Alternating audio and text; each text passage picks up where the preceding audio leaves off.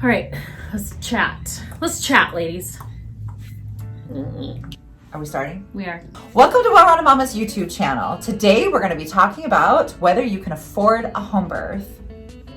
Today I'm joined by Tori, Tiffany, I'm Sherry. We're all midwives here at Well-Rounded Mama. The biggest question we get is, how much is this going to cost me, right? That's the partner comes in and goes, fine, she wants to be this hippie who has her baby at home, but how much is this going to cost me? So we're going to take a minute and we're going to break down the costs for you. We're going to break down what goes to your care provider, whether you have insurance or whether you don't have insurance.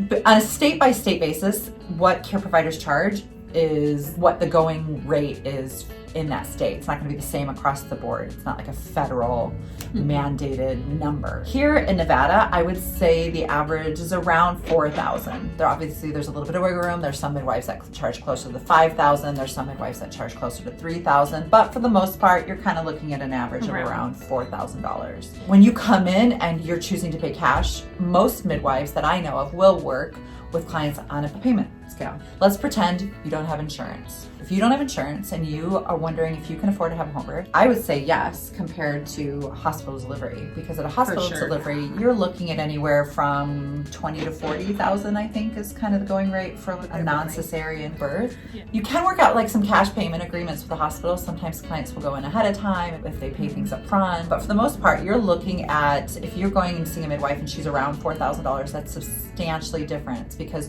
when you go have a hospital delivery, you're charged a facility fee as well. And the facility fee is your biggest portion of your care. It's not necessarily your physician is like the biggest fee, it's that your facility fee is your large portion. So the nice thing about having a home birth is you really are just paying for your care provider. Right. And so that's why we can be such a reasonable price. Here at Well-Rounded Mama, we charge $3,800 to our clients that are coming in. And we do offer some different pricing arrangements and discounts for individuals who want to pay with cash or check, because it helps us with our overhead. What's really nice about that is it's a global fee. Tiffany, tell them, why do we work from a global standpoint for midwifery care and what's included in that global fee?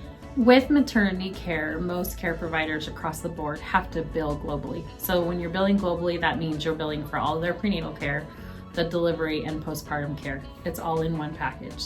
So even physicians have to bill globally as well. So with a global fee, it's just all of your care in one package, because with pregnancy and delivery, it's one service basically that you're getting a fee for. It's not like if you have to have 4 different types of surgeries, then you're paying for 4 different types of things. With maternity care, it's one thing. You're paying for that. And with midwifery care, your baby is included in that cash pay price. That's a big portion that you wouldn't have to pay actually with a physician, because in the hospital scene, you actually have to pay the pediatrician as well. Right. So you have a pediatrician, you have the facility, and then you have your care provider. So there's 3 people that are owed money to if you choose to have your baby in a hospital.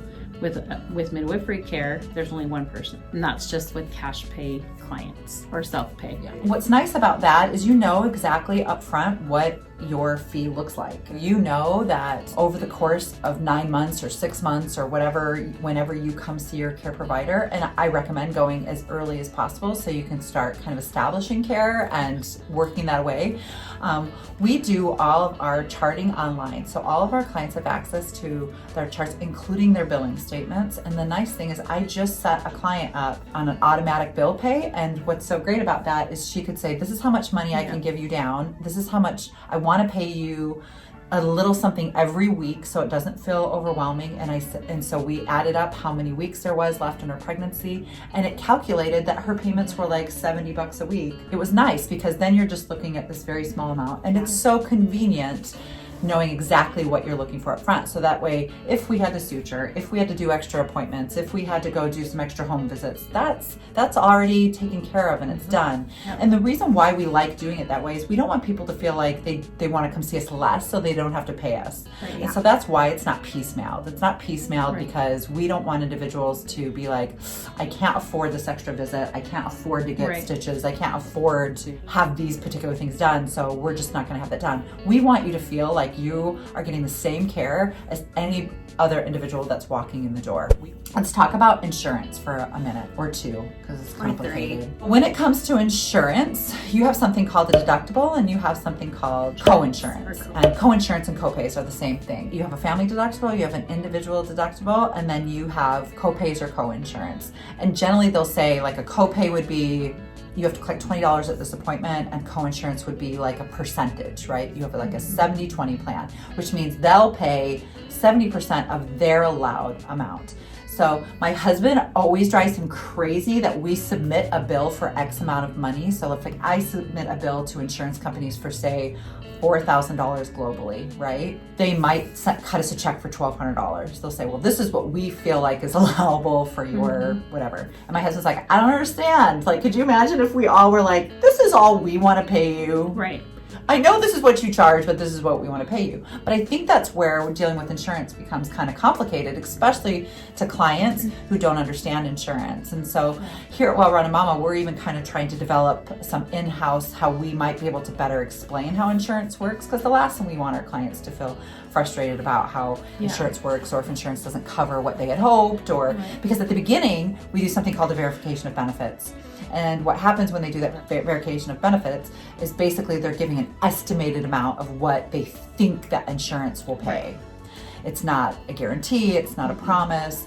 And so well, they say that. Yes. This isn't a promise to pay. Yeah. That's the last sentence they say when we do a verification of benefits. Yep. We do work with insurance companies. We're in network with Blue Cross Blue Shield, but due to the lack of licensure in our state, everyone else we look like an out-of-network care provider. So we do have to at least bill your insurance. Sometimes it may just go to the deductible, maybe, you know, it will help you out for the rest of the year. But a lot of times just kind of looking at it from the standpoint of this is money that we're going to pay out if I'm a self-pay client, and then if insurance covers more, awesome. That might change for us in the state if we see legislation where we can be a network with more insurance companies, but as of right now, we only have that ideal scenario with Blue Cross Blue Shield where we know what our check is going to be from them, or we have a good idea based on if it's a local provider, it's an out-of-state Blue Cross Blue Shield. Sit down with a midwife, because midwives generally, we understand how insurance works. Obviously things come up that sometimes we don't see or hadn't heard of before, but for the most part, we really understand insurance. We understand why we collect the fees up front that we do, and how that looks on the other end of that. The other really positive thing about that are there aren't a lot of fees outside of that global care for having a home birth. So Tori, do you want to talk a little bit about what would be some extra things that individuals would have to come out of pocket for? One of the things that we require is a birth kit. And so our birth kit contains like the sterile items that we need, and Chuck's pads and Depends, and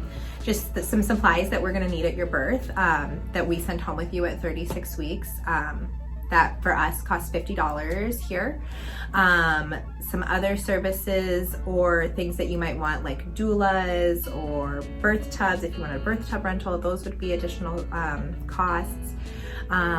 If you wanted to do like a private newborn screening, those are additional costs. So there are some things, but there's not really a whole lot. Oh yeah, placenta services, additional services that you would want outside of your global maternity care, or things that you'd want for baby or for your comfort during labor. Those kinds of things are extra, but the nice thing is that's not a whole long list of things that you really need outside of that. It's up to you. Yeah, and it's up to you. So we have some clients who are like, I don't want a birth tub, I'm gonna use my own bathtub, or their partner's a really good support person, or they have a family member or friend who wants to act as their doula. Sometimes that comes into play. So it doesn't necessarily mean that you absolutely need those things, even though they are beneficial, but there are alternatives too if that was something that was outside of your budget. We want it to be easy and simple for you, and we certainly have dealt with clients on the low income bracket too, where we're working out payment arrangements, and I'm really shocked what those individuals they'll come and do to make that happen. And the last thing we want to be as midwives is we don't want to be a financial burden to anybody, and it's why we don't take payments postpartum. To be fair, we don't like taking payments postpartum because we know that you're dealing with the expenses of a new baby. So we want to know that you know ahead of time exactly what you're getting in for, exactly what your monthly fees look like. So don't be upset that your midwife, A, has to be paid for her services so that she can put food on her table for her family, but there also has to be that equal exchange that you can have that positive birth I outcome. think it's just the investment part Yeah. is really important, and it's not the monetary investment part. Exactly. It's Yeah. you investing in your birth, In your because care, in your baby's care, yes, because it's your body and it's your birth. So that's the important part, is making sure that you are taking that time and making that investment. Because we as midwives have seen when that investment isn't made, it doesn't always go that great. You know, there are people that are unhappy, or maybe they have to transport because they're not prepared. Yeah. Being prepared and investing in that it's huge. But I feel like people can do it if they make it a priority. The good thing about that is when you own those choices, you get to own those successes as well. Heck yeah. And so my favorite Yeah. births are the births where the families leave empowered Yeah. Yes. because they made all of their own choices. It wasn't Yep. that they were doing something I wanted them to do. Like, I loved that their investment was so solid and so good that they were like, we did this, we accomplished this. So can you afford a home birth? Absolutely. Honestly, I don't think that you can afford to not have the birth that you want. Sure. Thank you so much for joining us. If you have any further questions, or you had some kind of fun way that you made a home birth happen for you, and what you kind of Tell us. maybe some like things We that wanna we know. haven't heard of or heard. Yeah. We look forward to seeing you next week. Like, subscribe, Ring the bell. Ding, ding, I need ding. a bell. I need a real bell. I have a cowbell. More cowbell. Come sit by me, darling. Move your cervix over here. It hurts. Yes, you can. No. We work for free, don't you know? It's free. Preparing for a home birth. Do I feel like my shirt? It's something on his phone. Oh, it's something on your phone made it look like my shirt was open. I was like, dang, that's how you get a home birth for free. Oh my gosh. Show me what you're working with. Not much. Not much. It's not great, I've but nursed you know, 6 children. it's not great. It's not great. It's not great. Bring it back. Bring it back now, yeah. I was like, yeah, because I'm dying. You should have been recording this whole thing. That blooper gold right there.